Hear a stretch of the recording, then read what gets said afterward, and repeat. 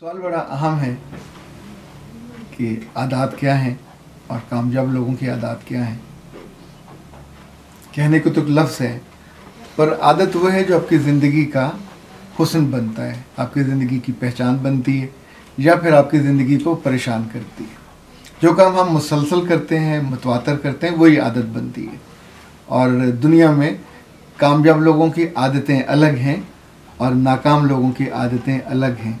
दोनों अपनी आदत से पहचाने जाते हैं। जिनको हम कामयाब कहते हैं, कुछ काम तो ऐसे हैं जो दुनिया भर के कामयाब लोग एक जैसे करते हैं, जिनके बारे में कहा जाता है कि जिनसे लीड करना है वो आराम का ख्याल छोड़ दे।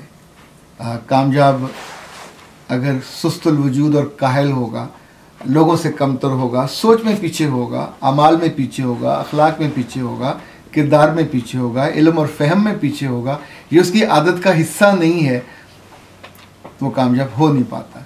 कामयाब होने के लिए लाजिम है आपको वक्त का भी एहसास हो। कामयाब होने की जो आदत है उसमें ये भी लाजिम है कि आपको बाकी लोगों से ज़्यादा गौर करने की आदत हो, आपको बाकी लोगों से ज़्यादा तज्ज़िया करने का फ़हम हो, आपको बाकी लोगों से ज़्यादा पढ़ने की आदत हो, आपको बाकी लोगों से ज़्यादा सुनने की आदत हो, आपको बाकी लोगों से ज़्यादा दुआ करने की आदत हो।